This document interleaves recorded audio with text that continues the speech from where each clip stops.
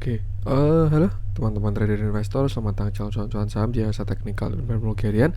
Seperti biasa hari Minggu, saya bikin kontennya ya 4 September 2022. Cuma nanti kita bakal bikin konten kemarin Jumat 2 September karena kemarin belum saya bikin. Dan seperti biasa nanti kita akan menganalisa IHSG dan juga beberapa saham pilihan yang menarik-menarik. Sebelumnya buat teman-teman yang mau kasih tips, support atau donasi untuk cuan-cuan saham, bisa saya tinggal klik link sosial base deskripsi. Nah, teman-teman bisa kasih tips, support atau donasi untuk cuan-cuan saham dan juga pesan pribadi untuk saya. Terus buat teman-teman yang pertanyaan kita saran, silakan sampaikan aja. Bisa via DM Instagram atau komen YouTube, dan insya Allah setiap pertanyaan teman-teman pasti akan saya jawab kalau saya sudah ada waktu. Lalu juga jangan lupa support terus cuan-cuan saham dengan cara like, comment, share, dan subscribe. Nah, support teman-teman itu gratis, tinggal klik aja. Tapi itu sangat berarti buat konten kreator seperti saya ini. Jangan lupa juga nyalain notifikasinya karena ada konten tiap hari dari cuan-cuan saham, Senin sampai Jumat analisa harian, Sabtu dan Minggu konten spesial. Satu hal yang baru dari cuan-cuan saham, ada grup Telegram publik, itu terbuka untuk umum, semua orang boleh subscribe, boleh join, boleh bergabung channel publik Telegram cuan-cuan saham. Buat teman-teman yang pengen bergabung, tinggal klik link yang ada di deskripsi aja. Nanti kita seru-seruan di sana, bahas macam-macam dan juga kadang-kadang ada stock picknya. Oke, langsung aja kita akan masuk ke transaksi. Yang mana kemarin cuma transaksinya juga masih oke, 13,714 triliun dengan pergerakan asing masih net buy dengan jumlah yang cukup besar ya, total 927,72 miliar. Itu dominan di pasar reguler 855 miliar, sisanya ada di pasar nego.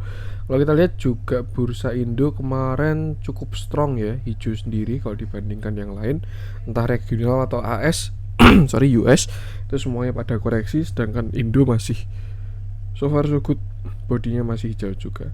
Kita masuk ke saham-saham yang dibeli asing. Yang pertama ada BBRI 261,5 miliar, BBCA 144,3 miliar, BBNI 137,6 miliar, Telkom 115 miliar, Bank Mandiri 114,7 miliar, Adaro 50,9 miliar, Inco 35,6 miliar, Yeti Tractor 26,7 miliar, ICBP 20,8 miliar, Astra 16 miliar, MSIN 14 miliar, dan MAPI 13,5 miliar. Masuk ke saham-saham yang dijual asing, ada SMGR 26,6 miliar, Akra 20,1 miliar, Tepik 15,7 miliar, Mitratel 13,5 miliar, NISP 12,6 miliar, S-Hardware 11,1 miliar, PNIN 9,4 miliar, Agis 7,4 miliar, MNCN 6,5 miliar, dan Film 1,3 miliar. Oke, mohon maaf saya ini baru agak batuk, jadi kalau di tengah jalan banyak batuk-batuk saya mohon maaf ya. Kita langsung masuk ke analisa teknikalnya IHSG. Cuman saya yakin bakalan lebih banyak tertarik atau pertanyaan tentang kenaikan BBM ya, yang nanti mungkin kita akan bahas juga tentang kenaikan BBM. Kita mulai dari teknikal atau BBM dulu? BBM dulu aja deh. Sesuatu yang cukup ngeprank juga ya, kemarin diumumin katanya mau tanggal 1 pengumuman BBM-nya hari Kamis, cuman ternyata hari Kamis nggak ada apa-apa, cuman BLT doang, sampai hari Jumat nggak ada apa-apa, dan diumuminnya pas weekend tanggal 3. Ini saya ingat baru di kampus ya, saya kuliah masuknya hari Sabtu, sama kalau weekend itu lebih dikit jadwalnya. Tapi kalau kalau weekday lebih dikit jadwalnya, tapi kalau weekend full seharian di kampus itu baru kuliah. Ujuk-ujuk ada yang bilang wah BBM jadi naik, terus dicek ternyata naik bener ya. Nggak tahu nih, pemerintahnya juga ngasih kenaikannya weekend apakah tidak ingin membuat pasar bergejolak atau sengaja pengen requestan bandar biar closing dulu baru ngomongin BBM, nggak ada yang tahu juga ya. Yang jelas yang sudah terjadi adalah BBM sudah naik sekarang, dan mungkin kita tinggal berpikir kira-kira apa dampaknya gitu untuk sehari-hari dan juga ke pasar saham. Saya bakal mencoba membahas sepengetahuan saya. Jadi kalau misalkan ada yang salah bisa dibenarkan. Kalau teman-teman mau diskusi, menyampaikan juga silakan aja. Nanti tinggal komen-komen pendapat teman-teman, nanti tinggal saya pin lah di konten kali ini.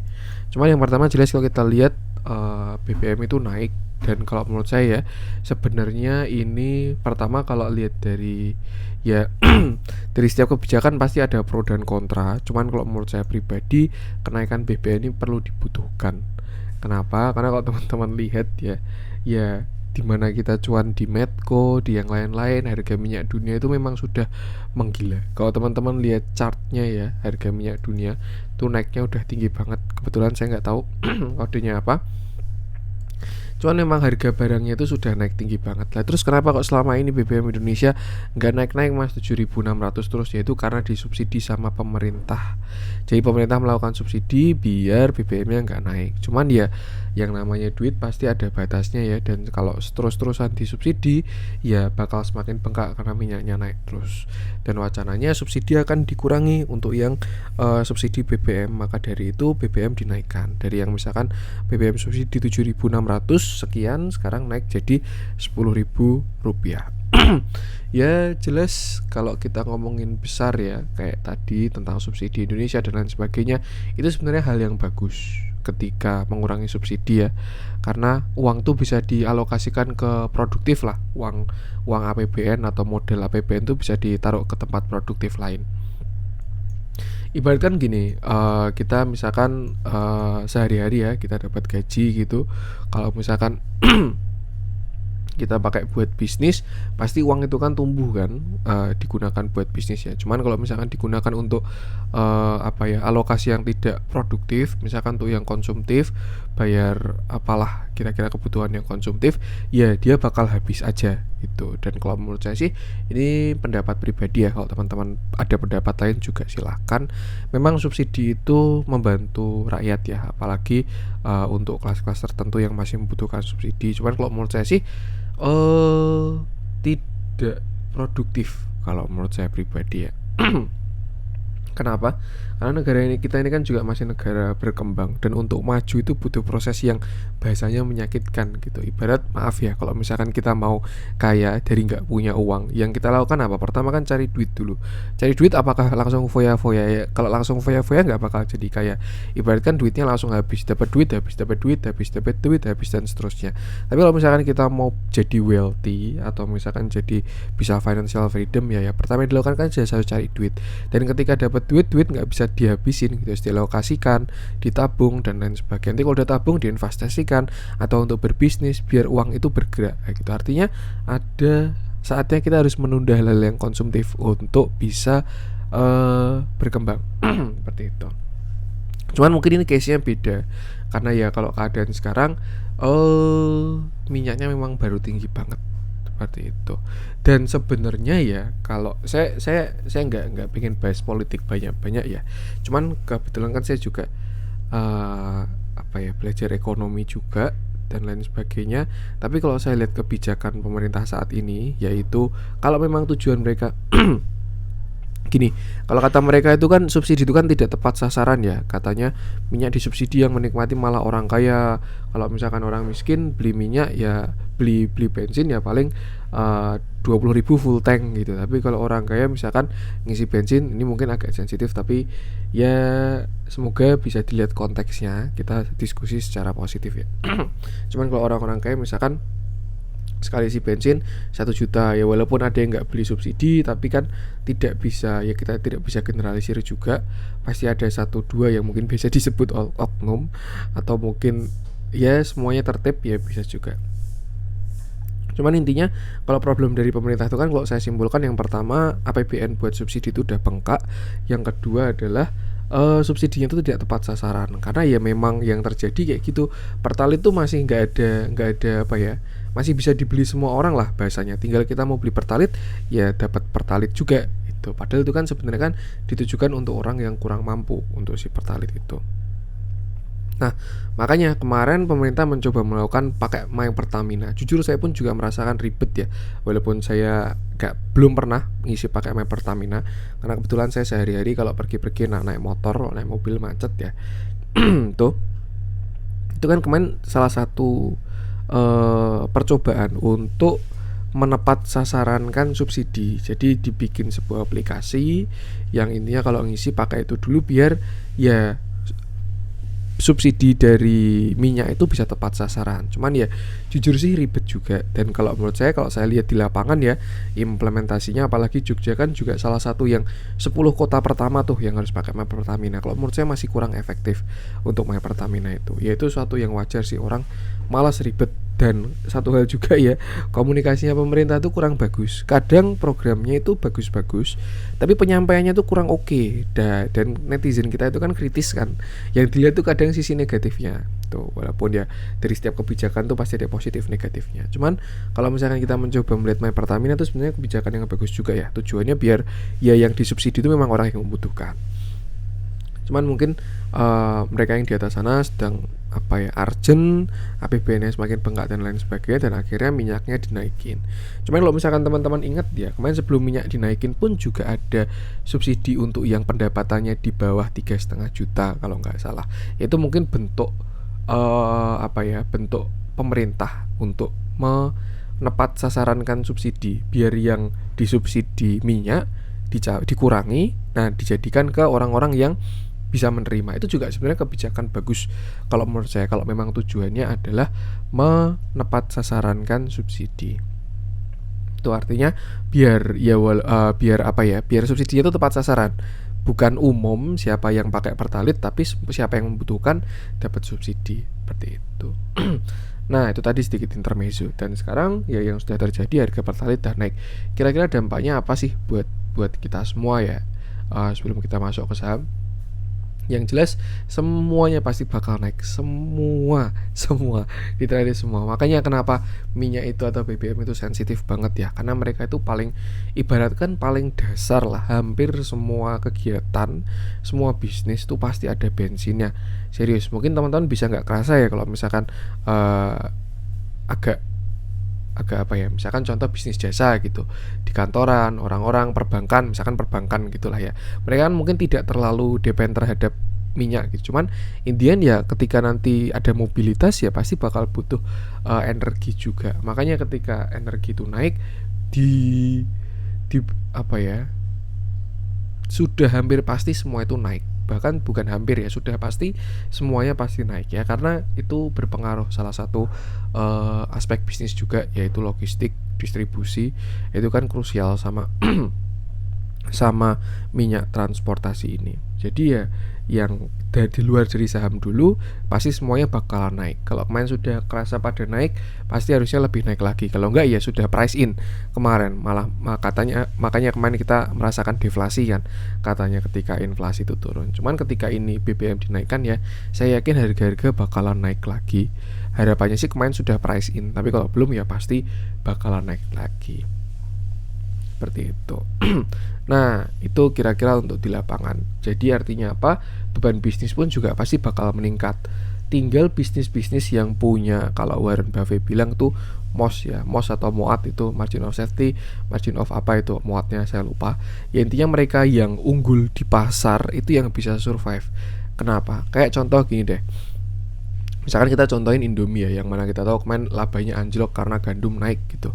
Kalau misalkan Indomie ini tidak punya market share yang besar di market, atau mereka tidak punya pelanggan, atau mereka cuma challenger, maksudnya bukan market leader ya, ketika terjadi gejolak kayak gitu, opsinya kan cuma satu sebenarnya, menaikkan harga jual. Kalau misalkan mau diefisiensi, apa yang mau diefisiensi? Orang yang naik itu bahan bakunya kok gitu, bukan karena operasional bisnisnya, tapi bahan bakunya yang naik.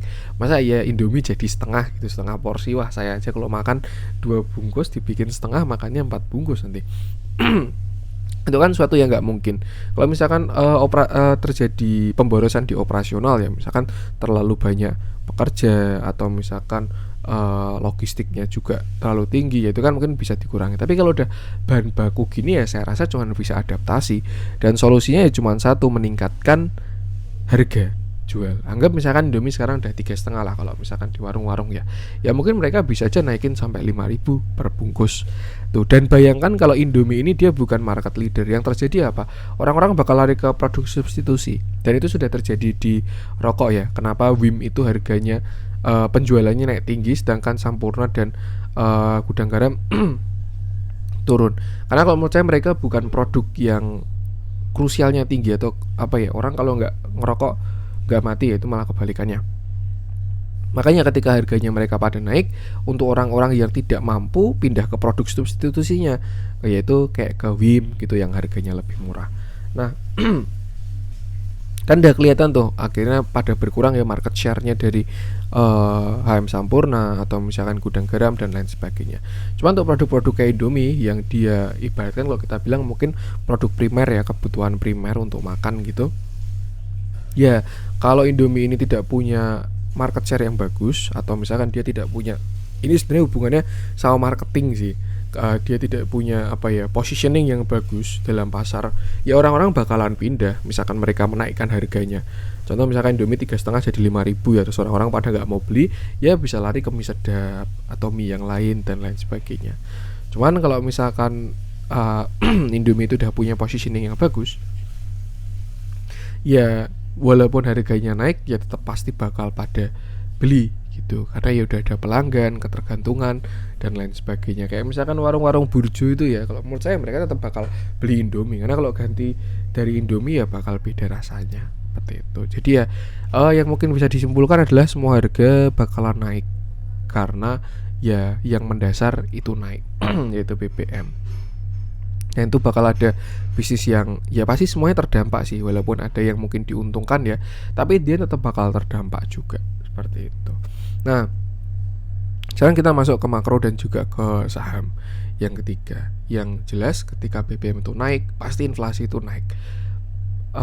Jadi inflasi itu kan ketika mata uang itu melemah ya, atau misalkan supply mata uang itu lebih banyak daripada produk-produk yang ada. Artinya ya itulah hukum supply demand, ketika supply-nya lebih tinggi, nilainya pasti bakalan turun. Nah, yang terjadi ya seperti itu.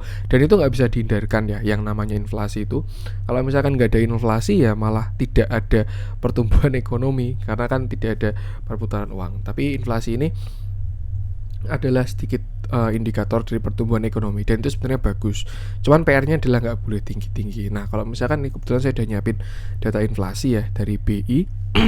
Kalau kita cek inflasi saat ini selalu tumbuh ya, maksudnya membesar terus. Nah, ini yang terjadi deflasi kemarin Juli itu 4,94, tapi Agustus 4,69.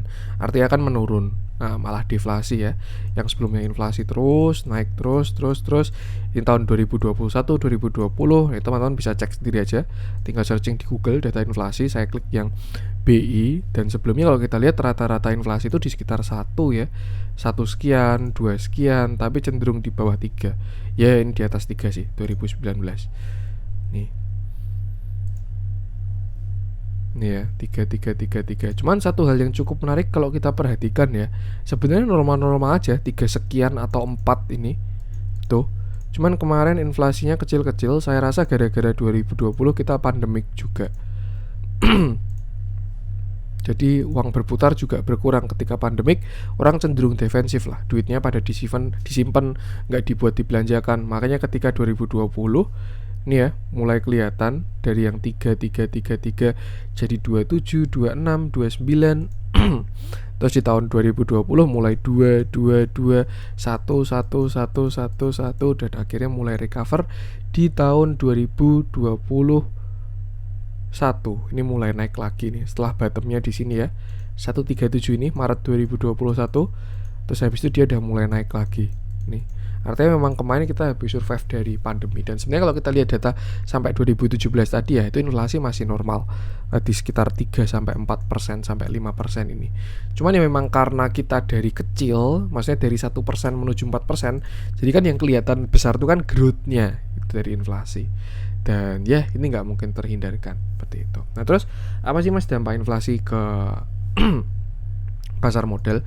Yang jelas saya tahu ketika inflasi itu terjadi, mata uang itu bakal melemah. Dan ini sebenarnya ada hubungannya sama multinational finance ya.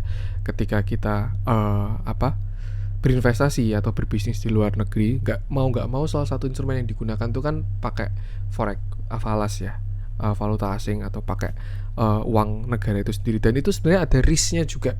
Jadi ada risk, saya lupa namanya apa, ini pelajaran di kampus kemarin. Risk apa ya? Bukan sovereign market, saya lupa. Pokoknya resiko dari perpindahan perubahan apa itu namanya? Perubahan nilai tukar itu ada resikonya.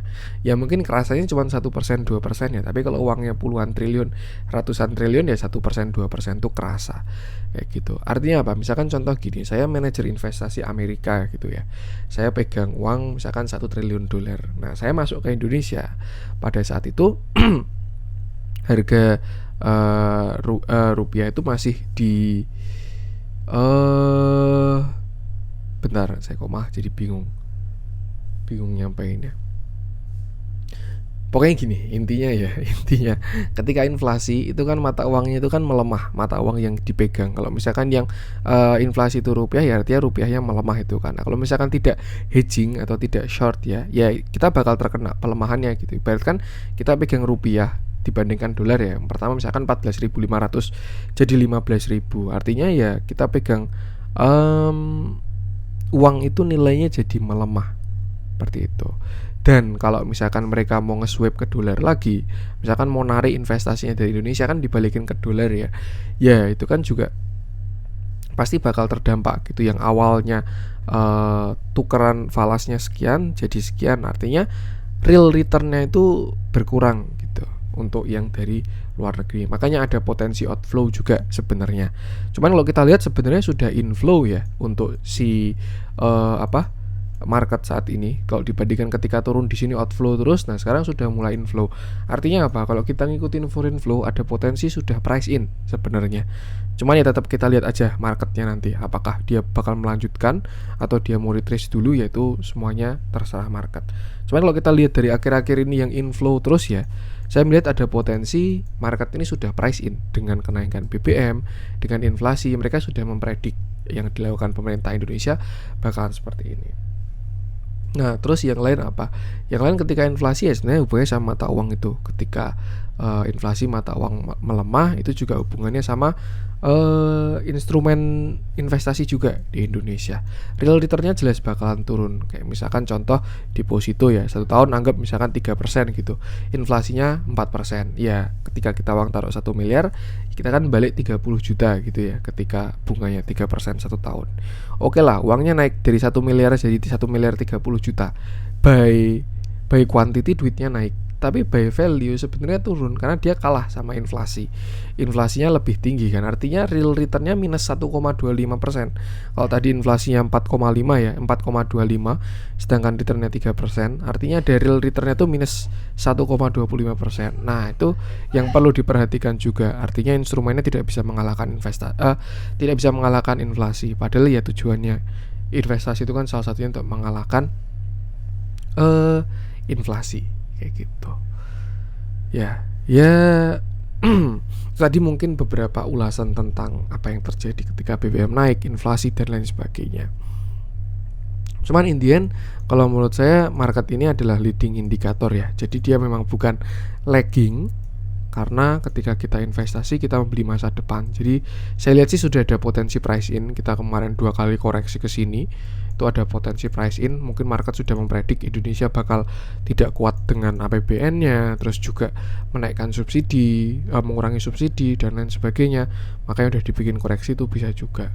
Dan yang terpenting sebagai kita pelaku pasar, trader atau investor ya memang batasi resiko itu sih. Dan sebenarnya nggak perlu memikirkan sampai sana aja, tetap fokus sama saham yang kita pegang, itu aja. Cuman kalau kita lihat memang saat ini market sedang kalau by TA ya, marketing baru ada di resisten dan dia sedang konsol. Makanya kalau memang dia swing low pun itu tidak ada masalah sama sekali seharusnya. Nih ya, kalau memang nanti market swing low turun sampai 7.000, ya itu juga sebenarnya masih on track dengan plan kemarin karena kita baru di resist seperti itu. Cuman kalau menurut saya sih dilihat dari banyak aspek ya, saya rasa memang sektor udah mulai berubah. Cuman Indian market masih bullish, tinggal kita cari sektor pemenang aja seperti itu. Jadi tadi beberapa sharing tentang kenaikan harga BBM dan juga BBM, terus juga inflasi dan lain sebagainya. Semoga teman-teman paham dan bisa dimanfaatkan.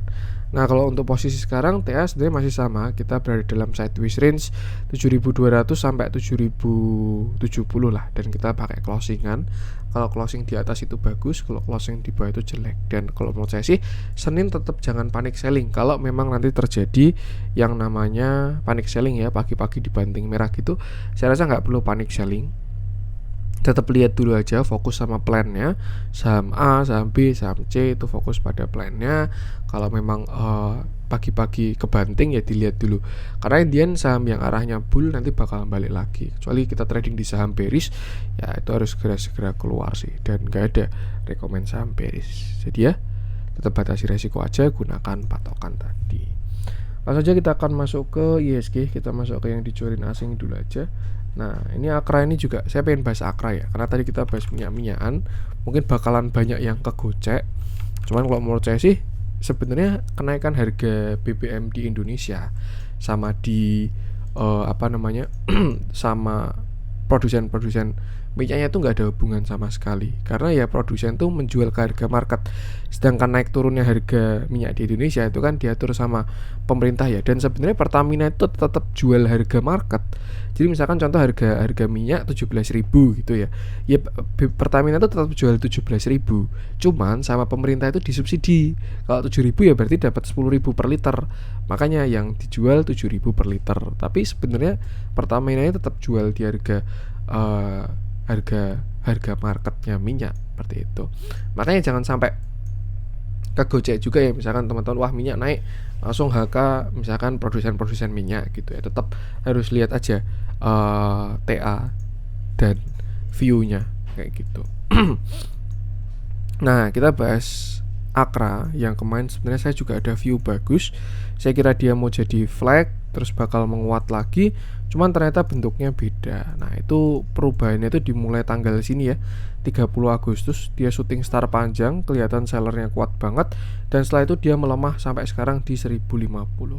Dan kalau kita lihat saat ini Akra ada di area supportnya dia, ini 1050 ini support krusial ya, dan juga berada di area Fibonacci 0,382 nih.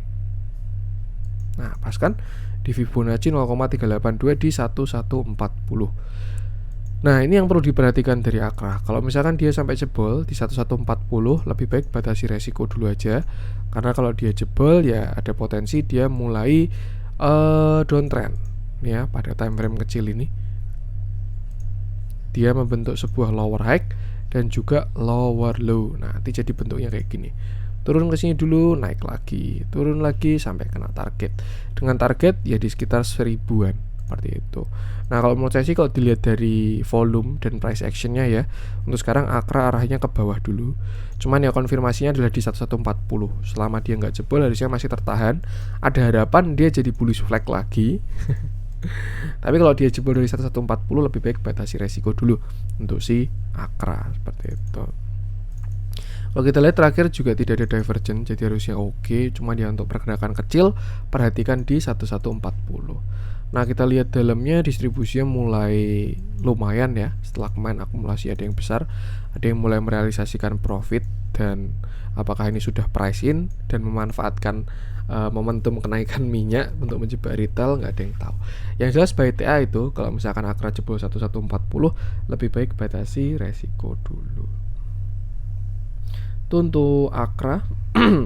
Lanjut coba kita cek, saya pengen bahas MNCN aja. Ini juga agak kurang enak view-nya. Oke, kemarin Jumat MNCN turun lagi 1,68% dengan candle yang cukup solid ya, solid sih, dan volume yang besar dan membesar. Kelihatan ya, artinya powernya semakin kuat volumenya ini. Dan ternyata kenaikan pada tanggal berapa ini, 29 Juli ya, itu adalah sell on strength terakhir sebelum akhirnya dia patah. Nah, kalau kita lihat ya, MNCN ini saat ini dia berada pada sebuah uptrend channel dari kenaikannya di sini ya. Nih, uptrend channel dari si MNCN. Atau kalau misalkan kita sambungin dari yang paling bawah, berarti kayak gini. Nah, kalau kita lihat sih masih belum patah dari si uptrend channelnya ya. Tapi kalau saya rasa sih tidak sampai sini karena dia sempat naik ke atas, jadi tarikannya adalah di sini untuk si MNCN ini. Nah, kita cari yang paling banyak kena garisnya. Jadi ini ada biasnya juga ya, nih tuh. Dan kalau kita lihat dia sudah closing di bawah uptrend line, agak kurang enak. Dan sebenarnya kalau trend line tuh sering biasnya ya udah patah atau belum, udah patah atau belum. Tapi kalau kita lihat MNCN ini sudah closing di bawah 895, dimana itu adalah neckline di 895. Nah, ketika dia jebol, saya rasa MNCN sekarang strukturnya sudah terjadi yang namanya lower low, karena di sini dia same high jadinya ya. Maka dari itu ada potensi MNCN membentuk yang namanya double top. Ini top 1, lalu ini top 2. Target koreksinya agak dalam sebenarnya. Cuman saya rasa ini sudah berada di harga murahnya MNCN ya. Tapi apa yang murah ya bisa jelas turun lebih murah lagi. Tuh, makanya itulah pentingnya batasi resiko. Nah, kalau kita lihat target dari double topnya bisa 750. Cuman saya rasa untuk perjalanan ke sana masih butuh banyak konfirmasi dari si MNCN. Nah, untuk support sekarang MNCN ada di sini. Ini sekitar 850 sampai area 815. Ini ada support yang cukup kuat. Atau kalau kita buletin sekalian sampai 780 sekalian deh. Kita bikin area demand yang lebar. Dari area 850 sampai 780 itu adalah area support dari si MNCN. Tapi ya untuk sekarang view-nya saya rasa kurang enak dan lebih baik batasi resiko kalau teman-teman punya average yang jelek. Kalau misalkan teman-teman kemarin spekulatif buy di 895 ya, terus mau hold ya silahkan. Tapi kalau average-nya agak tinggi, lebih baik batasi resiko dulu. Ini juga ada support minor juga di 875 yang besok harusnya dicoba. Tapi kalau jebol harusnya support kuatnya di 850 sampai sini deh biar nggak terlalu lebar ya. 850 sampai 790 untuk support dari si MNCN. Tapi kalau dilihat dari bentuknya kurang enak. Nih, dia sudah patah dari uptrendnya, terjadi lower low juga. Walaupun ini bukan swing high-nya dia ya, karena swing high-nya kan di sini. Nih, 825 sampai 850. Artinya kalau mau berubah strukturnya dari uptrendnya ini harus jebol dari yang 815, 820 dulu. Kalau ini adalah sideways kecil lah. Nah, kayak gini. Cuman kalau main swing yang hijau ini, kalau dia mau reversal harus jebol 895. Jadi mungkin bisa batasi resiko dan lihat area kuat tadi. Dilihat dalamnya juga, kok nggak muncul ini? Oh sorry, tanggalnya salah ya. Nah, dilihat dalamnya kemarin Jumat juga terjadi distribusi yang sangat besar. Dan ya lebih baik batasi resiko. Gede banget ini. Yang jualan cuma 5, yang beli 52. Ini LGBKZP yang beli kayak gini. Jadi lebih baik jangan dilawan dulu dan batasi resiko. Tunggu sebentar, maaf. Oke, itu tadi untuk MNCN ya. Yang penting batasi resiko aja. Gunakan area-area tadi. Nah, saya pengen masuk ke yang dibeli asing. Kita coba cek apa ya. Big Bang masih bagus. Serius itu BBRI upside-nya masih tinggi. Udah kita bahas ya BBRI. Saya pengen bahas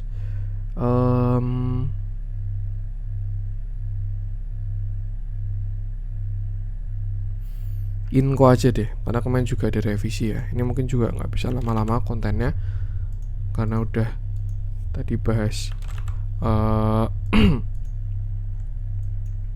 ISG-nya cukup lama. Oke. Hari ini Inco turun 3,35%. Sorry, kemarin Jumat ya, dengan volume yang membesar juga.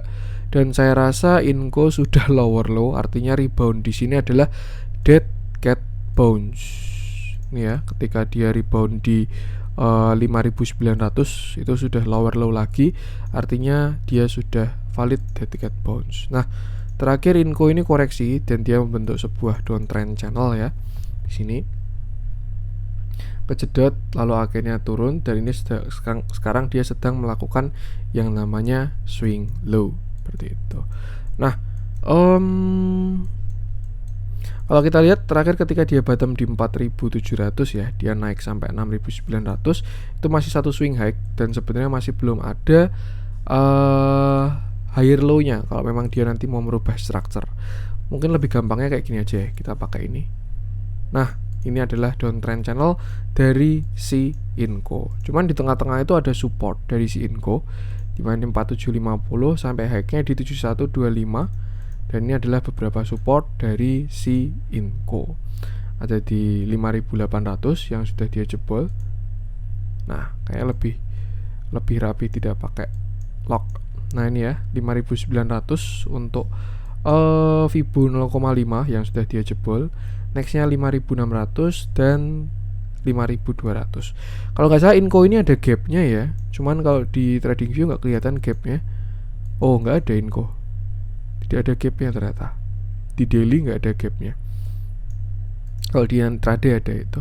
Dan kalau kita lihat sebenarnya Inco berpotensi membentuk yang namanya head and shoulder, dimana ini shoulder kiri, head, lalu ini shoulder kanannya. Dan ketika dia rebound dari 0,5, maka worst case scenario Inco bisa ke 1 lagi. Ini worst case scenario ya. Kenapa? Karena 0,5 tambah 0,5 sama dengan 1. Kalau 0,5 tambah 0,5 mas, karena headnya ini kan di 0,5 ya. Nah, headnya kan setinggi ini. Kalau misalkan tinggal kita balik, nah itu kan jadinya kayak gini. Kalau target pattern itu kan setinggi itunya, ada target-targetnya seperti itu. Jadi ya kalau menurut saya, kalau teman-teman punya barang average-nya jelek, itu lebih baik batasi resiko dulu. Untuk sekarang lo support 5800 sampai 5900 dan sudah dijebol ya. Nextnya ada di 5650. Harusnya ini support kuat, mungkin bisa dipantau dulu di situ. Tapi kalau dia masih jebol lagi ya nextnya 52 baru 4750. Yang penting sama, batasi resiko aja, karena by structure besar pun dia juga sudah saham downtrend. Ini ya, karena dia sudah ada lower high, lower low. Nah, ini adalah pergerakan dari swing low-nya dia. Jadi batasi resiko. Untuk Inco, lanjut kita masuk ke yang merah-merah. Kita bahas yang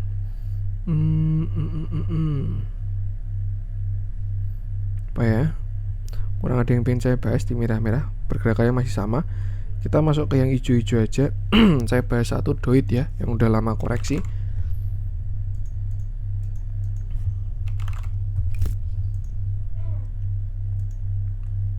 Oke. Kemarin Jumat Doit naik 9,42% dengan candle yang sangat solid dan volume yang sangat besar. Saya rasa ini bagus banget kenaikan dari si Doit kemarin Jumat itu. Dan kalau teman-teman masih punya barang, saya rasa masih bisa dipantau lagi, maksudnya masih bisa di hold untuk main swing. Kenapa? Karena kalau saya lihat ya, dia ini sudah breakout. Oh, ternyata belum. Kalau kita pakai closingan, dia sudah breakout. Ini close, artinya kita pakai garis ya. Nah, kalau kita pakai close,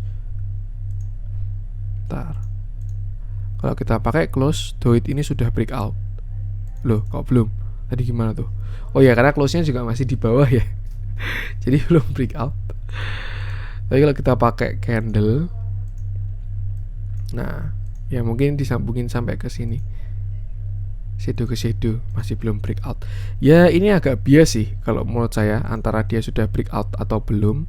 Cuman yang penting saya rasa sekarang dia sedang berada di area resisten kuatnya.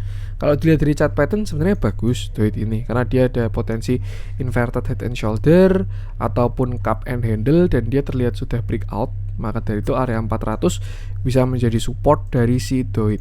Nah, sini tuh, dan dia terlihat sudah breakout. Cuman sayangnya dia belum breakout dari downtrend channelnya ini, dan besok bakal diuji seperti itu. Nah, kalau misalnya kita tarik pakai Fibonacci, kita tarik dari sini yang dia sudah breakout, tuh resistennya adalah di area 446. Tuh. Jadi mungkin kira-kira seperti ini. Nah, kita pasin aja ya. Yang kena paling banyak, ini kena, nanti 446 bakal dia uji. Tuh, kalau misalkan dia gagal breakout dari 446, saya rasa bakal bijak kalau bisa trailing stop atau mengamankan profit dulu ya, karena bisa berpotensi dia juga retrace dulu ke sini 400 baru akhirnya naik lagi. Gini bisa juga seperti itu. Yang jelas untuk sekarang si Doit ini belum breakout dari downtrend line-nya, jadi itu masih perlu diuji, dan downtrend line itu kan adalah resisten paling kuat. Jadi yaitu yang harus dipersiapkan untuk hodler Doit. Untuk support sekarang ada di area 400, support 2-nya masih ada di 362 sampai 350. Ini kita ngomongin view daily ya. Sedangkan untuk resisten ada di area 446, baru nextnya ada di 482. Kita cek di dalamnya, kemarin terjadi break akumulasi dan terlihat ya itu belum breakout, tapi momentum mengarah ke atas. Jadi ya ini berarti kan bakal uji R dulu sih. Kalau dia breakout bagus, kalau gagal ya jangan lupa TS-nya. Dan ya batasi resiko. Oke, itu untuk konten kali ini, semoga bermanfaat, semoga nggak bingung juga dengan pembahasan di awal tadi, semoga bermanfaat. Mohon maaf kalau ada yang kurang dari saya. Jangan lupa support channel Cuan Saham dengan cara like, comment, share, dan subscribe, karena support teman-teman itu gratis, tapi sangat berarti buat konten kreator seperti saya ini. Sekian dari saya, salam cuan.